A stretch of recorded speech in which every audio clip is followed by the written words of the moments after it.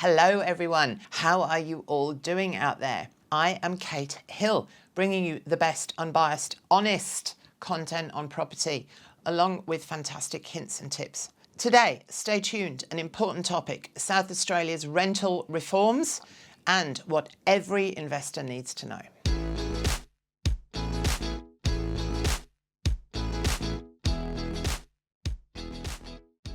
On the 1st of July 2024, the South Australia government implemented a variety of rental reforms to better protect the rights and responsibilities of investors and tenants. Now, the vast majority of investors are smart creatures and use the services of professional property managers who will interpret these reforms and communicate them directly to you. But the smartest investors make sure that they also understand any legislation changes that may impact their investment property or portfolios. Below is a bit of a précis of some of the new SA rental reforms for your educational purposes. You can also access the official fact sheets, of course, with all the latest changes online. So, let's start with requiring a prescribed ground for landlords to terminate or not renew a fixed term or periodic tenancy. A landlord requiring possession of their property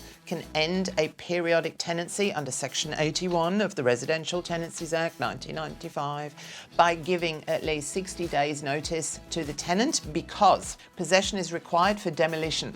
Possession is required to carry out repairs or renovations that cannot be done with reasonable convenience while the tenant remains in the premises. Possession is required for occupation by the landlord, their spouse, child, parent, or spouse of a child or parent or whatever. The landlord needs to give vacant possession to a purchaser. Extending the notice period for landlords not renewing a fixed tenancy from 28 days to 60 days. 60 days notice is required by the landlord terminating a fixed term tenancy agreement at the end of the fixed term on a prescribed ground, which was previously 28 days.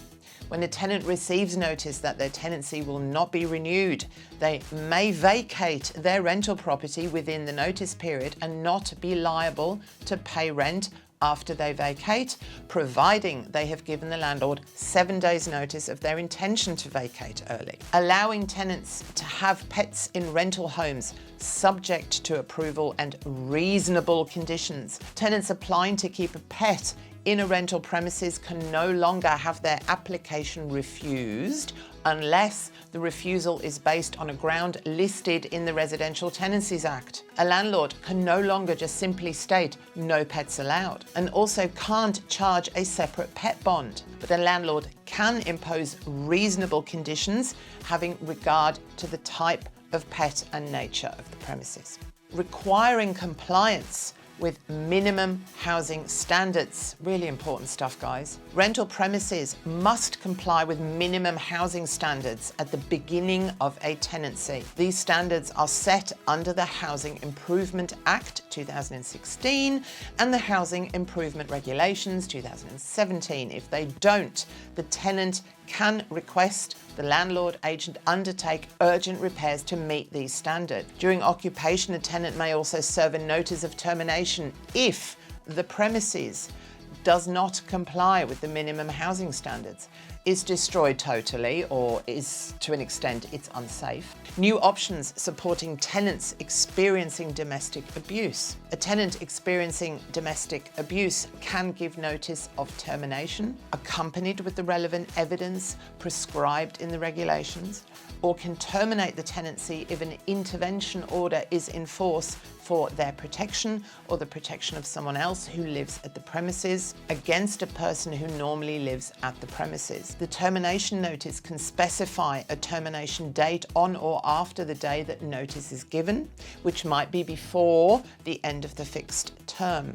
Landlords and agents are required to deal with evidence and information received with this notice in a confidential manner. Allowing minor alterations or safety modifications to the premises to be removed at the end of tenancy. A landlord or agent cannot unreasonably withhold consent to alterations or additions to the premises that relate to minor alterations or additions Reasonable changes necessary for disability assistance. Reasonable changes necessary for mobility or access needs relating to age. Requests to the landlord or agent should detail the nature of the alterations and modifications, information on how the property can be restored back to its former state at the end of the tenancy. The landlord's or the agent's consent must be given in writing. Earlier rental reforms. So several changes were made in 2023 and in March 2024, including limiting rent increases to just once a year. So some of these key reforms included more affordable rental bonds. Residential bonds were reduced for most new tenancies since the 1st of April 23 to a maximum of 4 weeks rent, compared to 6 weeks previously. Now this followed a rise in the bond threshold applying to properties for which tenants pay $800 or less a week. Those who pay more than $800 a week can still be subject to a landlord's bond requesting the equivalent of up to 6 weeks rent. Soliciting of rent bidding is banned. Landlords and agents must advertise premises at a fixed amount and must not solicit or in any way otherwise invite higher offers of rent. This means that landlords are no longer able to advertise property with a rent range. They can't put properties up for rent auction or solicit offers over the advertised rental price. Additionally, where a third party is facilitating tenancy applications, any rating or assessment of a prospective tenant must not be based on an offer of higher rent.